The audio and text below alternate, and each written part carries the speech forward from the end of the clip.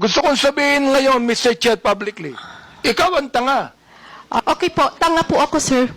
Kayong mga vloggers, wag kayong magbibigay ng opinion lang, impression ninyo. Ibigay nyo yung katotohanan, may dokumento kayo. Miss MJ, Po.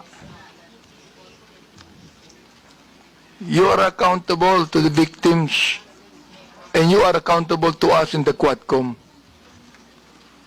Pinasinungalingan mo kami.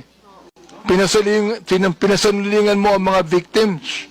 Now look, if you do not apologize right now, you listen. Yes, Your Honor. If you do not apologize, I am going to make a motion to hold you in contempt.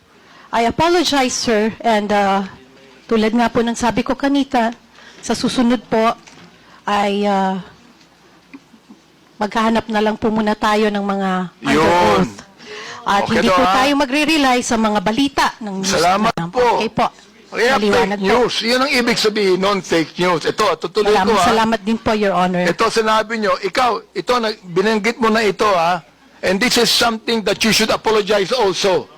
Anong sabi mo? Do not let these criminal forces twist reality to turn a strong, decisive leader into a monster. Now let me ask you, who are these criminal forces? Ms. MJ, please answer. Okay.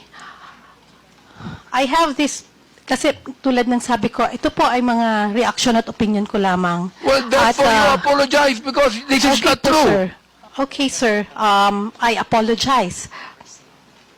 Okay, Mr. Chair, this is the second time that Miss MJ has apologized. Hindi ko po alam kung saan nyo po nakukuha yung idea nyo na kayo yung criminal forces. Hindi po. Hindi ko. Anyway, Ikaw ang Mr. Chair. Okay po, sir. Ikaw ang My sumulat apologies. Yes. Okay. My Sinulat apologies, mo sir. yun eh. Okay po. Tanga po ako, sir.